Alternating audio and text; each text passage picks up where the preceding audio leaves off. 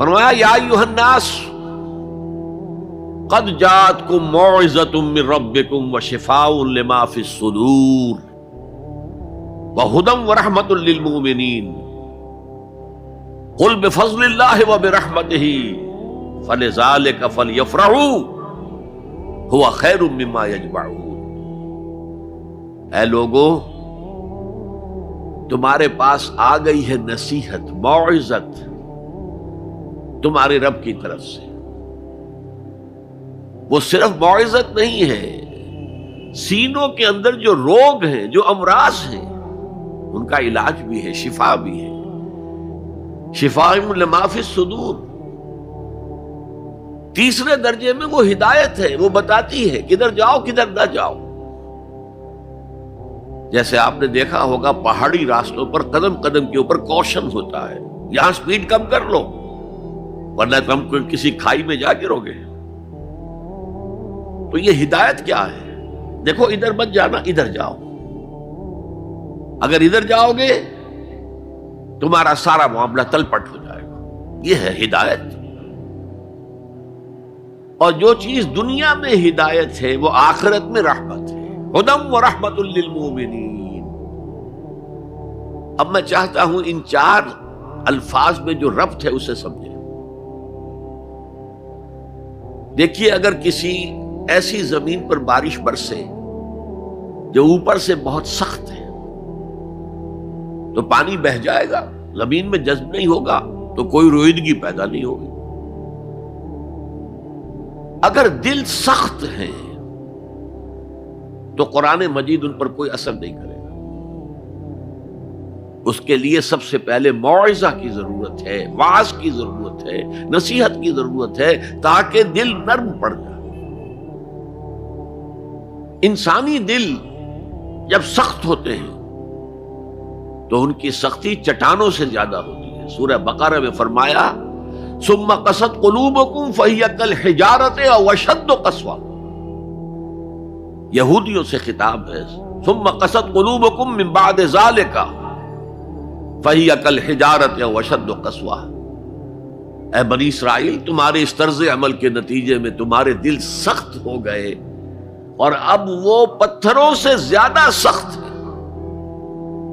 لہذا سب سے پہلے ضرورت کیا ہے؟ دل کی زمین کو نرم کیا جائے، اس میں ہل چلایا جائے۔ یہ کام ہے موعظہ کا، وعظ کا، نصیحت کا۔ ہمارے معاشرے میں کسی زمانے میں وعظ کا بڑا رواج تھا، آج کل یہ چیز ختم ہو گئی، بلکہ وعظ کو گھٹیا بات سمجھا جاتا ہے۔ بھائی کوئی عقلی بات کرو، کوئی علمی بات کرو، تم تو وعظ کہہ رہے ہو، گویا کہ وعظ گھٹیا چیز ہے۔ نہیں، وعظ سے دل میں رقت پیدا ہوتی ہے، نرمی پیدا ہوتی ہے۔ تو قرآن مجید ہی سب سے بڑا موعظہ ہے۔ ہم نے بدقسمتی سے کیا کیا، جب وعظ کہے جاتے تھے تب بھی مثنوی مولانا روم سے، ضعیف احادیث سے، واعظ دستان زنو افسانہ بند، واعظ بڑے اونچے اونچے ہاتھ چلا کر اور افسانہ جو ہے بیان کر رہا ہے، لیکن اس کا حال کیا ہے؟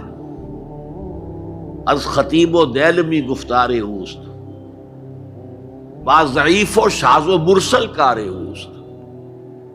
وہ خطیب بغدادی یا دیلمی کی جو احادیث ہیں، جو سب سے گھٹیا درجے کی کتاب حدیث کی، سب سے کم تر درجے کی کتاب حدیث کی، ضعیف کتابوں کے یوں سمجھئے کہ بہت بڑے مجموعے، وہاں سے وہ حدیثیں لا رہا ہے۔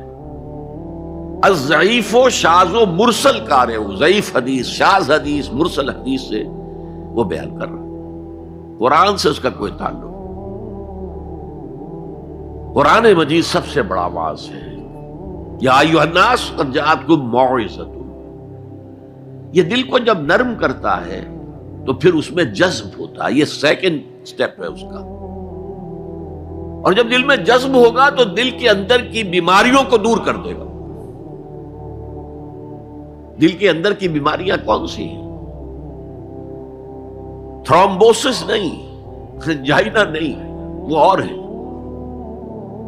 وہ دل کی بیماریاں جن کے لیے قرآن شفا ہے، وہ ہے تکبر، حسد، حب مال، حب دنیا، حب جاہ، حب شہرت، یہ ہیں وہ چیزیں کہ جو اصل ہیں، جو دل کے امراض ہیں، ان سب کو جڑ سے نکال کر پھینک دے گا قرآن حکیم۔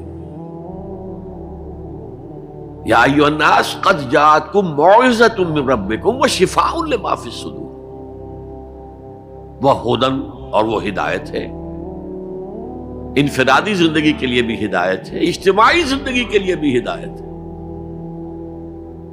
کبھی اگر سورہ فاتحہ پر آپ غور کریں جو ہماری نماز کا جزو لازم ہے، تو ہم پہلے کہتے ہیں الحمدللہ رب العالمین الرحمن الرحیم مالک یوم الدین ایاک نعبد و ایاک نستعین،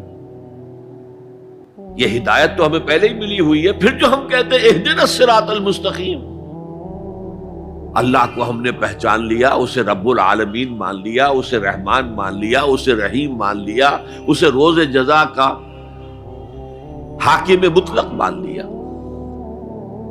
تو اب کون سی ہدایت رہ گئی؟ ہدایت تو آ گئی۔